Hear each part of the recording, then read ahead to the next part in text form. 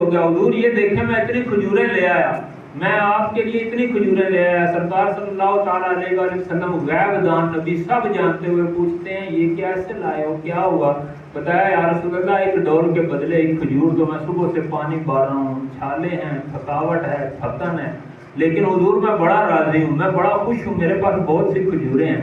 پیارے آقا کریم صلی اللہ تعالیٰ علیہ وآلہ وسلم نے ایک کھجور اس میں سے تناول فرمائی،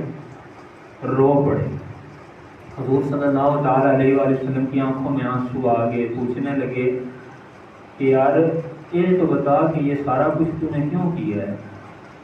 کھجوریں تو بہت سی لے آیا ہے، میری بھوک کی وجہ سے لایا ہے، یہ سارا کیوں کیا ہے؟ تو تصنع والے لوگ نہیں تھے، بناوٹی نہیں تھے، کوئی خطیبانہ جملے ان کے پاس نہیں تھے، سادہ سادہ باتیں ہوتی تھیں، سادہ سی بات کر دی، یا رسول اللہ جو بھی کیا ہے نا کیا آپ کی محبت میں، اللہ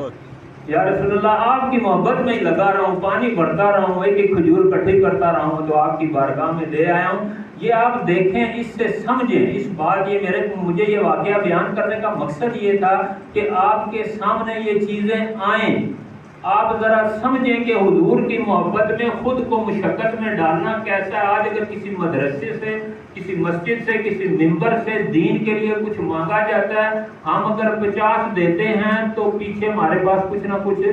رہ جاتا ہے، جیب کے اندر جو سب سے چھوٹا نوٹ ہوگا وہ مسجد کے لیے جائے گا، حضور کے دین کے لیے جائے گا، لیکن جو بڑی رقم ہے وہ بڑا نوٹ دیتے ہوئے ہاتھ کھینچتا ہے، بڑا نوٹ ہم حضور کی بارگاہ میں، وہ اپنے گھر میں بھی کچھ نہیں ہے، وہ مزدوری کر رہے ہیں حضور کی محبت میں کہ میں حضور صلی اللہ تعالیٰ علیہ وآلہ وسلم کو